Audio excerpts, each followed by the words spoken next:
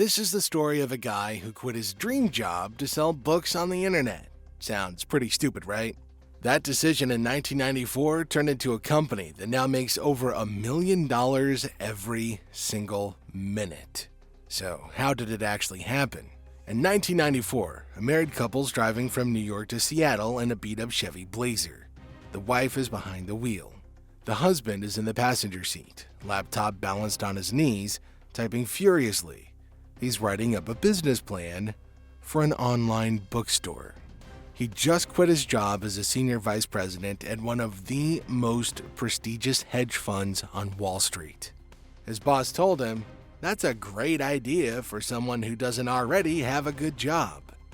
But Jeff Bezos didn't care because he'd seen something that changed everything. A single number. The internet was growing at 2,300% per year. At 30, Jeff was working at D.E. Shaw, an elite hedge fund that printed money. But when he saw that number, something clicked. He made a spreadsheet. 20 internet business ideas. Online music, online clothes, online dog food.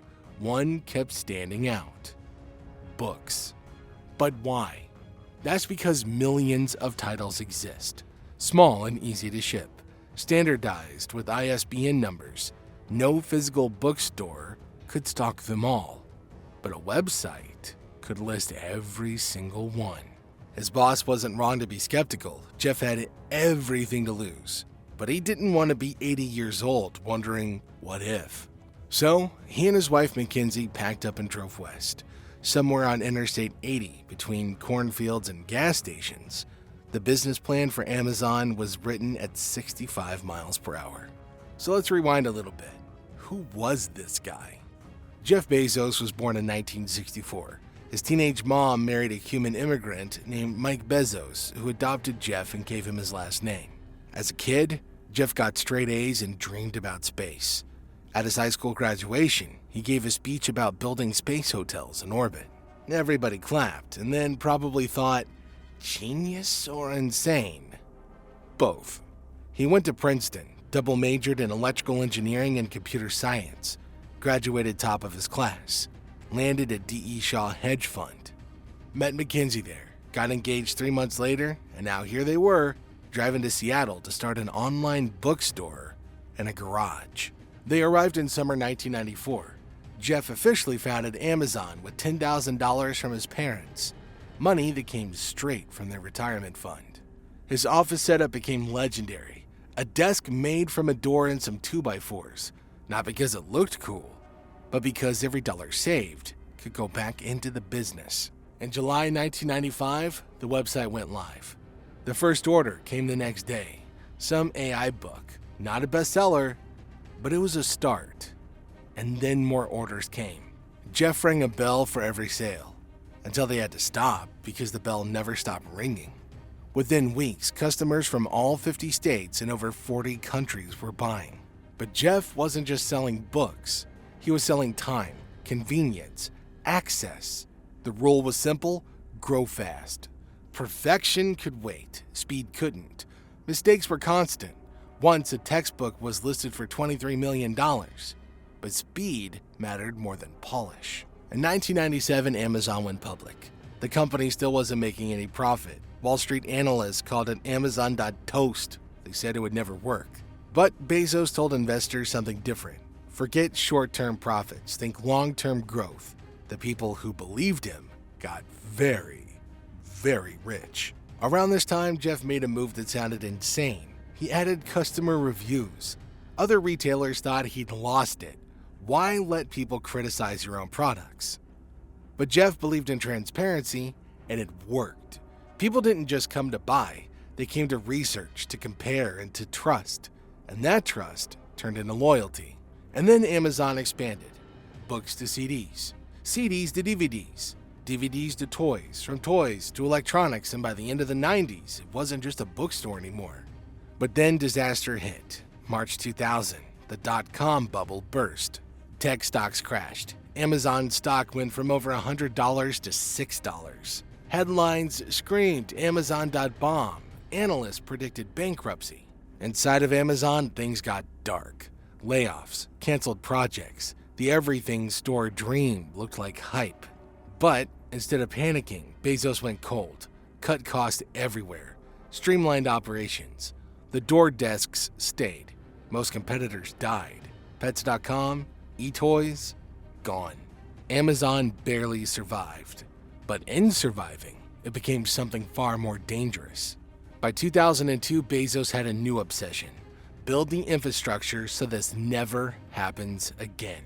He started building massive warehouses across the country. Inside, everything was tracked. Conveyor belts, barcode scanners, software watching every package, every worker, every second. This wasn't a scrappy startup anymore. This was a machine. And then came the moves that changed everything. In 2005, Amazon launched Prime, unlimited 2-day shipping for a flat yearly fee. Competitors thought it was suicide. Free shipping on everything, they'd go bankrupt. But Bezos understood something they didn't. Prime wasn't a perk. It was a trap. Once people joined, they didn't leave. They bought more. Loyalty wasn't earned anymore. It was engineered. In 2006, Amazon Web Services launched. It started as an internal tool to manage Amazon's growth.